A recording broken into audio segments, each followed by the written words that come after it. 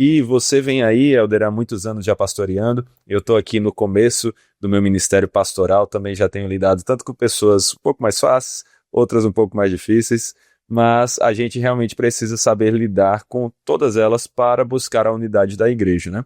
Então, aqui no livro, o Dunlop vai abordar diversas perguntas para falar sobre como a gente lida com isso. E uma das perguntas que ele busca responder é por que Deus colocou pessoas difíceis em minha igreja, né? E eu acho que essa é uma pergunta que muitas vezes os pastores realmente se fazem, né?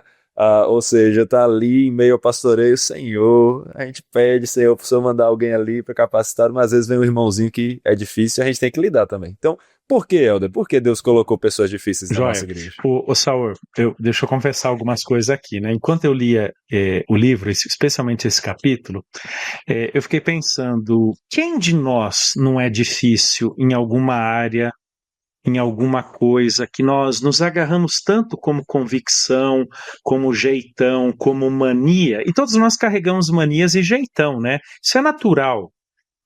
O problema é quando esse jeitão, essas manias, essas convicções extremamente fortes tornam-se muito mais importantes do que a unidade da igreja, né? E como você falou, né, e é muito bem grifado, é até legal aqui, né, o termo unidade, né, circulado assim, meio como se a gente rabiscasse alguma coisa de muita ênfase num livro, né?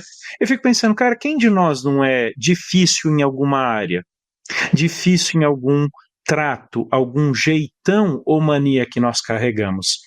Mas uma coisa muito legal que o Dunlop ele trabalha nesse capítulo, né, porque Deus coloca pessoas difíceis na nossa igreja, é que ele diz que essa diversidade de pessoas numa mesma comunidade tem por propósito demonstrar a glória de Deus, que é a única capaz de promover unidade. Ou seja, quando uma igreja é unida, apesar da diversidade dos seus membros, a glória de Deus é manifesta. E essa diversidade, ela reflete, manifesta, engrandece a beleza do evangelho, né? Tem até uma citação do Dunlop na página 48, ele diz assim, um grupo diversificado, unido por Jesus, exibe mais intensamente sua glória do que um grupo homogêneo. Por que, Saur? Porque só a graça de Deus é capaz de unir gente tão diferente, tão complexa, eventualmente até antagônica nas suas preferências, num corpo só chamado igreja. Né? Então, Deus coloca ou permite pessoas difíceis, e o tema, e o livro é até engraçado, né? Ele é chamativo, ame aqueles que te enlouquecem. E eu fiquei pensando, Senhor, será que eu já enlouqueci alguém, né?